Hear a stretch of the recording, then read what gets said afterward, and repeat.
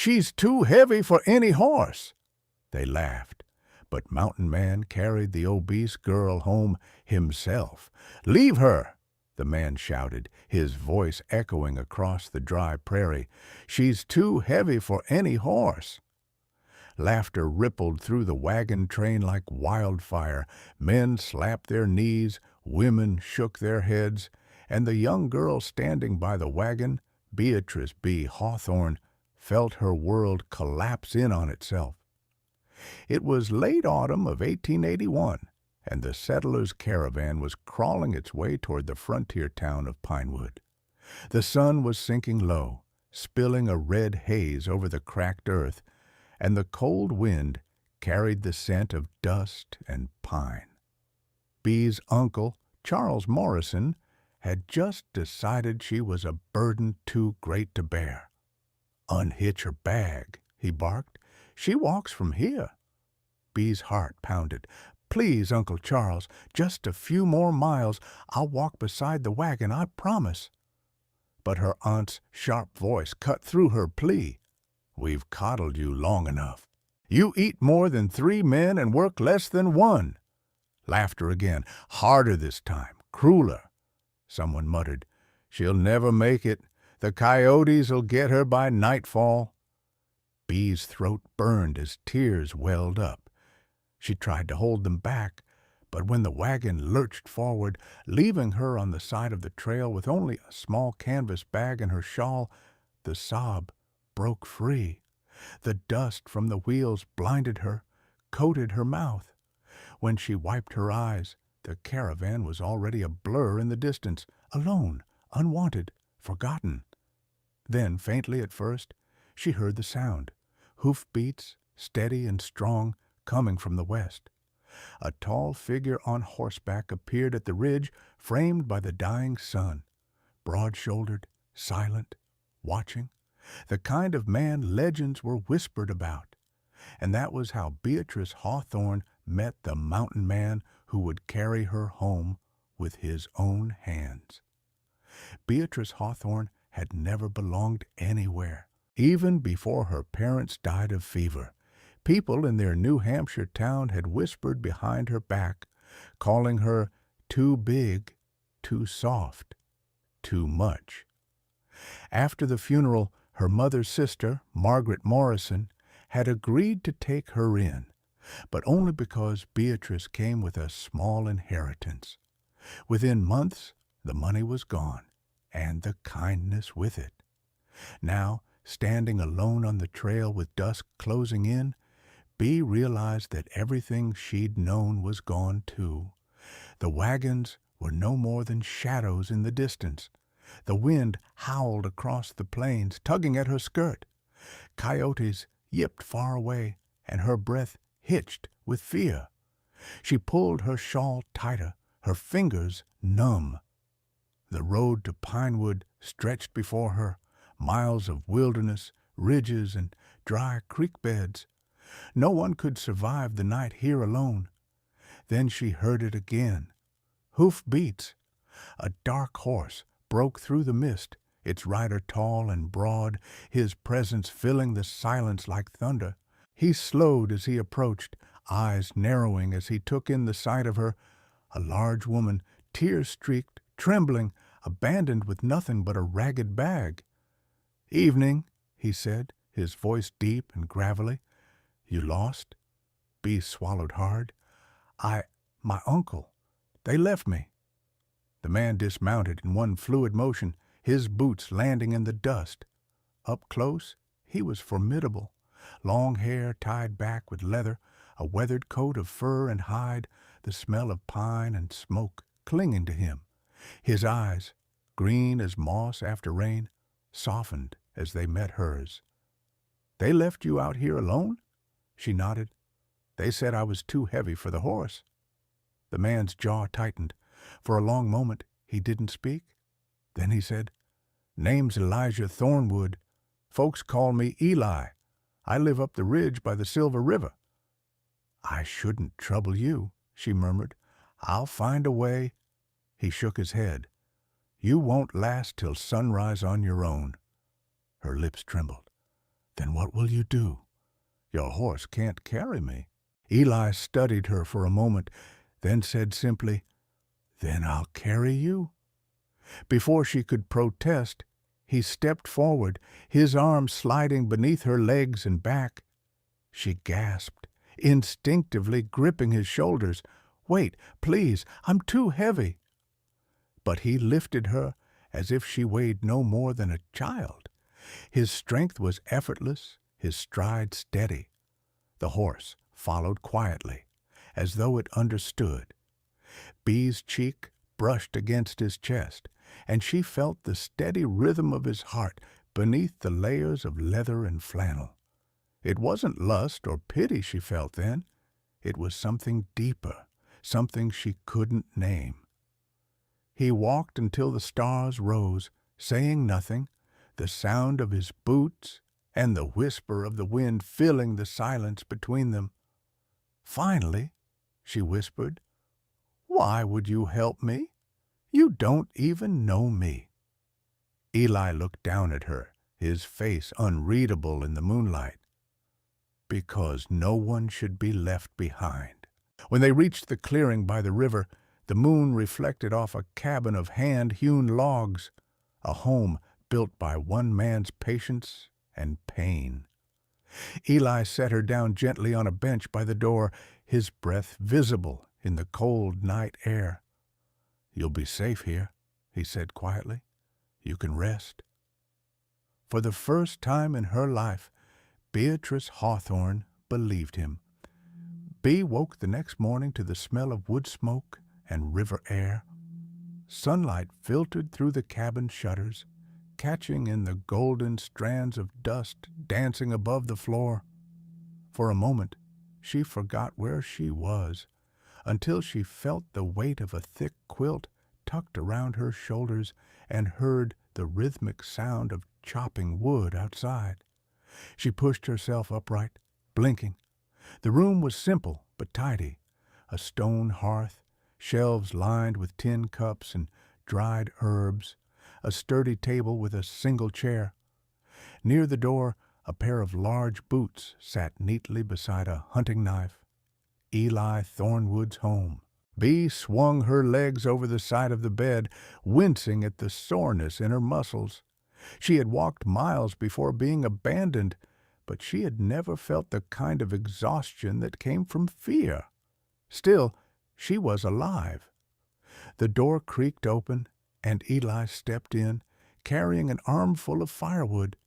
His hair was damp with dew, and sunlight flashed against the blade at his belt. "You're awake," he said, setting the wood beside the hearth. "How do you feel?" "Better," she managed. "Just heavy." He gave a small, understanding smile. "Then sit. I'll make breakfast." Bee watched him move through the cabin, his motions slow but sure. He poured water into a kettle, ground coffee beans, and stirred oats into a pot. There was a quiet grace to him, a man who needed no words to fill the space. When he handed her a tin bowl of steaming oatmeal with honey and berries, Bea hesitated. "You don't have to feed me," she said softly. "I didn't bring you here to starve," he interrupted gently. "Eat." Bea obeyed. The warmth spread through her, loosening something in her chest she hadn't realized was clenched. When she finished, she looked around. "You built all this yourself?" Eli nodded. "Took me 2 years. After the war, I needed somewhere the world couldn't find me." "The war. Union scout," he said simply, half Cheyenne, half white. "Didn't belong anywhere after it ended. So I came here." Bee studied him in silence. The lines on his face weren't just from the sun, they were carved by loneliness. Later that day, Eli showed her the stream where he caught fish and the small patch of earth he used for planting.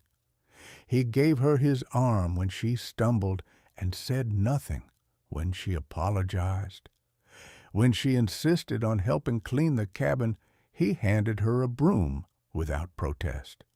By evening, Her hands were blistered, her dress streaked with dust, but she felt lighter than she had in years. Eli lit the fire, and the cabin filled with the soft glow of orange light. "You worked hard today," he said. "You didn't have to." "I wanted to," Bee replied. "I've spent most of my life being told I was useless. Feels good to prove that wrong." Eli looked at her then, not at her body, not at the weight the world had mocked, but at her eyes, where a quiet strength was beginning to spark. "I don't think you were ever useless," he said, "just unseen." The words hit deeper than he knew. Bea turned away, blinking quickly. As night fell, they sat on the porch, listening to the river whisper over the rocks. Above them, the stars burned white against the endless dark. "You don't talk much," she said. Eli smiled faintly. "Talking's what people do when they don't listen." "And what do you hear?" she asked. He looked at her, his voice barely a murmur. "A woman who's learning how to breathe again." Bee's heart ached. For the first time in her life, she wasn't invisible. She was seen. And as the firelight flickered across his face, she began to wonder, maybe being carried wasn't the same as being weak. Maybe it was the first step toward standing on her own. Days on the mountain fell into a rhythm as soft and steady as the river beside the cabin. The first snow had not yet come, but the air carried its promise. Crisp mornings, quiet evenings, and skies that glowed amber at dusk. For the first time since her parents' passing, Beatrice Hawthorne woke each morning not to insults or orders, but to silence and kindness. Eli rose before dawn. She would wake to the smell of pine smoke and see him outside splitting logs, his breath visible in the chill air. His movements were methodical, clean-cut, lift, swing, repeat, each strike of the axe echoing through the trees. Sometimes she stood at the window just to watch. There was strength in him, yes, but not violence. It was a steady, patient strength, the kind that built, not destroyed. When she offered to help with chores, Eli never refused her out of pity. He simply nodded, handed her a task, and trusted her to do it. Beatrice learned how to knead bread by the fire, how to smoke fish in the shed, how to mend fur pelts for winter. At first, her hands blistered and her back ached, but she found herself smiling through it. The work was honest, and when Eli praised her, she believed him. "You've got a steady hand," he said one evening as she stitched a tear in his coat. "Most folks would have tossed it and bought new." Bea looked up from her work. "Most folks never had to make do with what little they had." Eli's eyes softened. "You remind me of my mother. She could turn scraps into something beautiful." That night, she cooked venison stew, and when they sat together at the rough-hewn table, the air between them felt warm in a way that had nothing to do with the fire. After supper, Eli would sometimes read aloud from an old book, Shakespeare, the Bible, or a weathered volume of Whitman's Leaves of Grass. His voice was deep and rough, like gravel softened by years of solitude. Bea listened, head tilted, letting his words settle over her like the weight of a blanket. When he paused, she'd say something small, an observation, a question, and he'd smile as if no one had ever cared enough to ask. As weeks passed, laughter began to find its way into the cabin. Once, when she burned a loaf of bread black as coal, Eli had grinned and said, "Looks like we're eating bark tonight." She'd thrown a towel at him in mock outrage, laughing so hard she could barely breathe. The mountain grew colder, but inside their home, the warmth grew stronger. Eli started fixing up the second room in the cabin, the one long abandoned after his father's death. He planed wood for shelves, patched the roof, and built a sturdy bed frame. When Bee asked what he was doing, he said simply, "Seems this place could use a woman's touch for a while." Bee's heart skipped. She wasn't sure if he meant forever, but the thought alone was enough to make her blush. One morning, she found him struggling to repair a broken latch on the barn door. Without a word, she joined him, holding the wood steady while he hammered it into place. Their hands brushed rough skin against soft, and for a second neither moved. The air between them tightened, something unsaid, but deeply understood. That evening, as the sky dimmed into indigo, they sat on the porch with mugs of coffee, watching the fireflies rise over the river. Bee tucked her shawl tighter around her shoulders. Eli looked at her, his gaze lingering. "You've changed this place," he said quietly. "It used to feel empty. Now it feels like home." She met his eyes, her voice barely a whisper. "Maybe it's not the place that changed." He smiled faintly. "Maybe it's the both of us." For the first time, she didn't look away.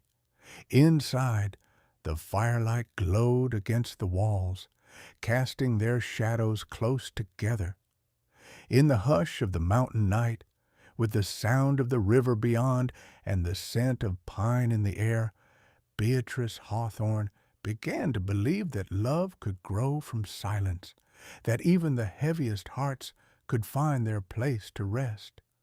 Winter crept down the mountain slowly, whispering through the pines and coating the riverbank in frost. Life in the cabin had become peaceful. Too peaceful, perhaps, for two souls who had both learned that peace never lasts. One evening, as Bee stirred a pot of rabbit stew, Eli returned from a trip to the valley town below. His coat was dusted with snow, and his expression was darker than she'd seen in months. He hung his rifle by the door, but his eyes didn't meet hers. "What happened?" she asked softly. "Nothing that won't pass." She set down the spoon. "Eli." He sighed, rubbed a hand over his jaw. "Your uncle, Morrison, he's back in Pinewood." Bee froze. "What?" Eli nodded grimly. "He's been spreading talk. Said you stole from him. Said I abducted you. Sheriff's listening. Folks don't need much reason to believe a story when it fits their comfort." Bee's hands trembled. "He left me to die. He can't twist that into—" "He can," Eli interrupted, voice calm but heavy. "Men like him don't care about truth. They care about pride." Bee turned away, pressing a hand to her mouth. "He'll come here, won't he?" Eli's eyes flicked to the window, where the first flakes of snow drifted past. "Maybe, but he won't find a frightened girl this time." For days afterward, a quiet tension filled the cabin. Eli spent long hours chopping wood, checking his traps, repairing the fence, his movements sharper, more deliberate. Bea saw the haunted look in his eyes return, the same one he'd worn when he told her about the war. That night, as the wind howled outside, she found him sitting by the fire, turning a silver locket in his hands. She recognized it instantly. It wasn't hers. "Eli?" she whispered. "What's that?" He didn't answer at first. Then, with a voice roughened by old wounds, he said, "It belonged to my wife." Bee sat down across from him. The firelight flickered between them. "I thought she died in childbirth," she said carefully. "She did," he murmured, "but not before telling me the truth." He looked up then, eyes shadowed with grief. "The child wasn't mine. She'd been seeing a soldier while I was away. When the fire took the cabin, part of me thought it was justice. The other part never stopped blaming myself. Bee's chest tightened. "Eli, I built this cabin to forget," he continued. "But then you came, and I realized forgetting isn't the same as healing." Tears burned behind Bee's eyes. She reached across the space between them and took his hand. "You didn't save me because I reminded you of her," she said. "You saved me because you're good." He looked at her for a long time, then squeezed her hand once, firmly. "I don't know what I deserve, Bee, but I know what I'll protect." The knock came 2 days later. Eli was already on his feet before the echo died. He opened the door to find 2 men, Sheriff Cole and another behind him, older, meaner, her uncle. "Evening, Thornwood," the sheriff said. "We've had a complaint filed. Says you're keeping a young woman here against her will." Bee stepped forward before Eli could speak. "That's a lie." Morrison's lip curled. "Beatrice, you're confused. Come home. You're family." She met his gaze, steady and unflinching. "Family doesn't leave you to die." The sheriff's eyes flicked between them, uncertain. "You married, miss?" Eli reached for the drawer by the door, took out a folded piece of paper, and handed it to him. "Certificates, signed by Reverend Howard in Mill Creek. She's my wife." The sheriff studied it, then gave a slow nod. "That's legal enough," Morrison sputtered. "This is madness. She's—" Eli's voice cut through the air like a blade. "She's mine to protect, not yours to shame. Leave this mountain before the storm hits. I won't ask twice." The older man hesitated, looked between Bee's calm defiance and Eli's unwavering stance, and finally turned away. The 2 men mounted their horses and disappeared into the snow. When silence returned, Bee's legs gave out.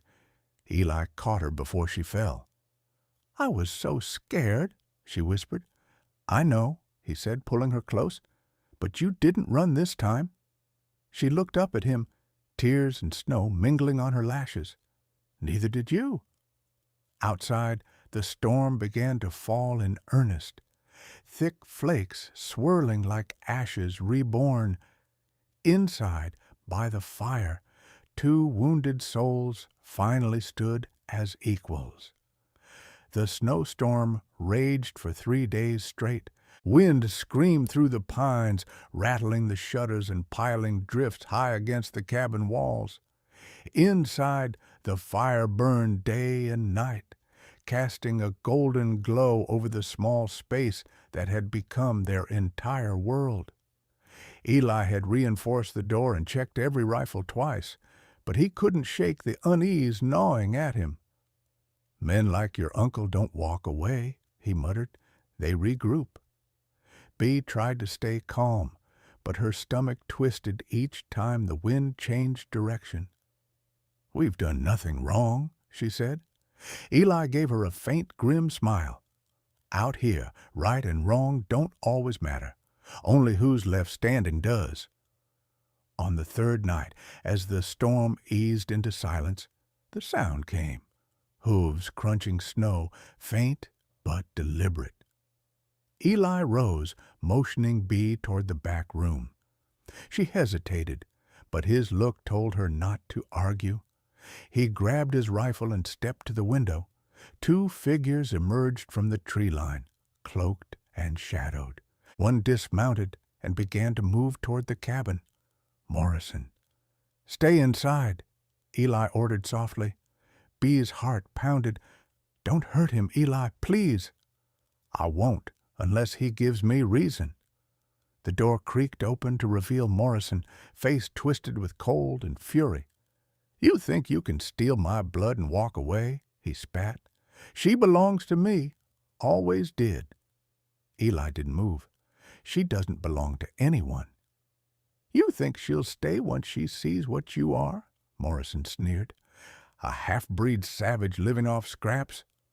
Eli's jaw tightened, but his voice stayed low. "I've heard worse from better men. You should leave." Morrison drew his pistol. Not without her. The world narrowed to the space between them, the firelight, the snow, the breath between heartbeats. Then a voice broke through it. "Stop!" Bee burst through the doorway, barefoot on the cold floor, her shawl slipping from her shoulders. She stepped between them, her body trembling, but her gaze steady. "You want to kill someone, Uncle?" she said, her voice raw but unwavering. "Then shoot me, because I will never go back with you." Morrison faltered. For the first time, she saw doubt flicker across his face. Eli lowered his rifle slightly, eyes fixed on her. "Bea!" But she kept going, her voice rising with years of buried pain. "You called me a burden, a shame. You left me to die because I didn't fit your idea of worth. Well, I found someone who sees me, who loves me, and I'm not hiding anymore." Morrison's arm shook. Then slowly he lowered the gun. "You've changed," he muttered, almost to himself. "No," Bee said softly. "You just never looked." He turned, mounted his horse, and disappeared into the storm. When he was gone, Bee's strength broke. Eli caught her as she collapsed against him, holding her tight. "It's over," he murmured into her hair. "You did it." She looked up, tears glittering like frost. "No, we did." Outside, the last of the snow drifted down in silence, covering the tracks that led away from their home. Inside, two people, once abandoned, once broken, found the peace they had been denied by the world. And as the fire burned low, Eli whispered against her ear, "You're safe now. You're home." Spring crept back to the mountains like a shy visitor, melting the last of the snow, filling the streams, and waking the forest with bird-song. The long, cruel winter had passed, leaving behind a world washed clean and new. Bee stood by the riverbank one morning, the hem of her dress brushing the grass, watching the water rush past. Her reflection shimmered in the current, fuller, softer, smiling. For the first time in her life, she liked what she saw, not because she had changed, but because she had stopped apologizing for existing. Eli came up behind her, wrapping his arms around her waist. His beard brushed her cheek, warm and gentle. "Snow's gone," he said softly. "Cabin's almost dry. We'll start planting soon." She leaned back into him, feeling the steady rhythm of his heartbeat. "It feels strange," she whispered. "After everything, it feels quiet." "Quiet's good," he murmured.